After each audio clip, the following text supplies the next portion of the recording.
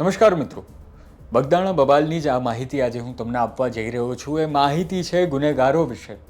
આ જ ગુનેગારોને કારણે એક પીઆઈની બદલી કરવામાં આવી. આ જ ગુનેગારોને કારણે આ આખો જે મુદ્દો જે છે તે આટલો ચર્ચામાં આવ્યો. જો તેમની ધરપકડ જલ્દી થઈ જતે, જો તેઓ પકડાઈ જતે, તો આખી જે ઘટનાનું આટલું મોટું સ્વરૂપ બન્યું તે ન બનતે. પણ અત્યારે જ્યારે ગુનેગારો જેલમાં છે ત્યારે તેમને હવે જેલમાંથી બહાર નીકળવું છે, પણ કોર્ટે તેમને હવે જામીન આપ્યા નથી. શું કામ જામીન નથી આપ્યા તે જાણીશું આ વિડીયોમાં વિગતવાર.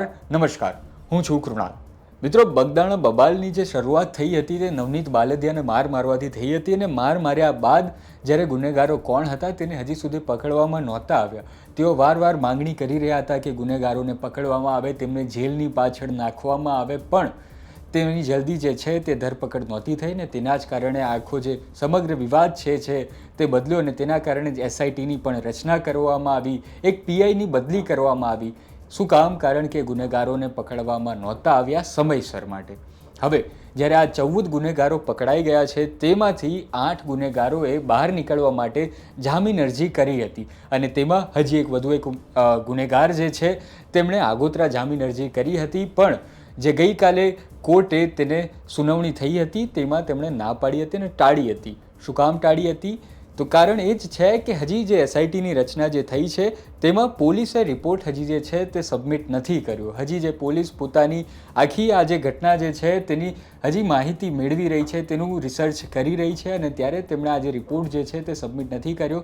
તેના કારણે આ જે 8 લોકો હતા, કોણ 8 લોકો હતા તે પણ આપણે જાણીશું, પણ તેના જ કારણે તેમની જે અરજી જે છે તેની સુનાવણી ટાળવામાં આવી છે. હાલ જેલમાં બંધ રહેલા 14 આરોપીઓ પૈકીના 8 આરોપીમાં રાજુ દેવાભાઈ ભમ્મર, વીરુ મધુભાઈ સૈડા, આતુ ઓધડભાઈ ભમ્મર, ભાવેશ ભગવાનભાઈ છેલાણા, વિરેન્દ્ર જેરામભાઈ પરમાર, પંકજ માવજીભાઈ મેર, સની ઉર્ફે સિતેશ વિજયભાઈ વનાલિયા અને ઉત્તમ ભરતભાઈ બાંભણિયાએ જેલ મુક્ત થવા માટે પોતાના વકીલ મારફતે મહુવા કોર્ટમાં રેગ્યુલર જામીન અરજી કરી હતી, અને એની સાથે બગદાણા ગામે રહેતા પાતુભાઈ ભૂથાભાઈ ભાદરકાએ પોતાના વકીલ મારફતે આગોતરા જામીનની અરજી પણ કરી હતી, જેને 2 ફેબ્રુઆરીના રોજ આ આગળની સુનાવણી હાથ ધરવામાં આવશે.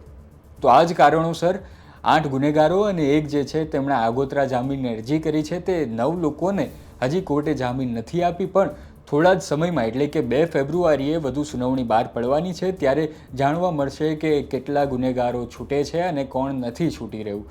આ ઘટના દરમિયાન 1 તારીખે હવે ન્યાયસભા યોજાવાની છે, ત્યારે પણ લોકોની આ જે બગદાણા બબાલ જે છે તેની આસપાસ ચર્ચા મંડરાયેલી છે કે શું હશે અને શું નહીં.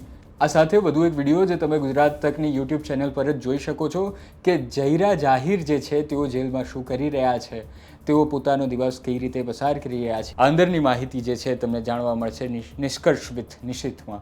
તો જોતા રહો ગુજરાત તકને. જો તમને આ માહિતી ગમી હોય તો લાઈક કરો, અમારી ચેનલને સબસ્ક્રાઈબ કરો. ધન્યવાદ.